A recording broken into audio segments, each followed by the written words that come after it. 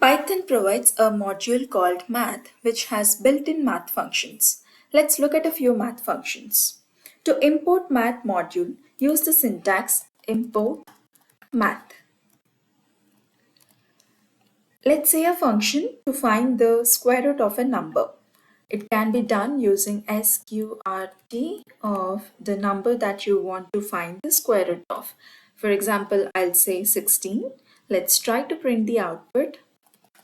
Print math square root of 16.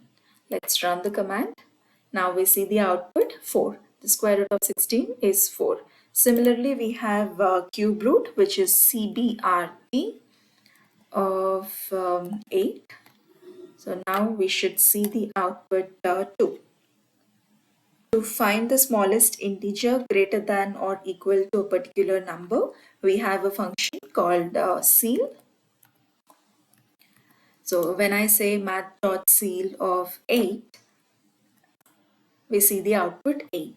But when I say math.ceil of 8.1 or 8.2, then we see 9. Because the smallest integer greater than or equal to 8.1 is 9. When you say integer, there won't be any decimal part. So 9 is the closest and the largest number to this given decimal. Similarly, to find the largest number which is less than or equal to this, we have a function called math.floor. This gives the output 8. 8 is the integer which is less than or equal to 8.1. If I say 8.9 also, we should see 8. If you want to remove this fractional part, you can use a function called trunc. Now the output would be just 8. It removes this fractional part and returns the integer part. If you provide just the integer, it would return the same number. There are also logarithmic functions like if I say log of 10, we get the logarithmic value of 10. And if I say log 10 of 10, we should see 1. So the output is 1.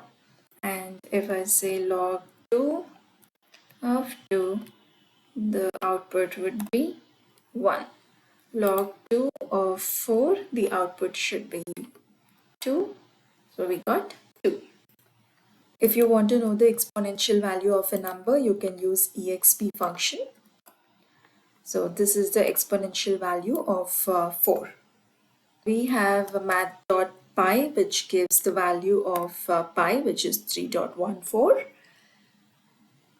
Also, we have a function called factorial. If I want to find the factorial of a number 5, I can simply say factorial of 5, which is 120. There is a property called INF, which would return the infinite value. So INF is the infinite value. We can get the infinite value without using math function also, which we have seen already using float. Float of INF is going to return the infinite value. So we see the same output here. There are many such useful functions provided by the math module. If you want to explore those functions, you can visit docs.python.org website where you find all the functions provided by math module.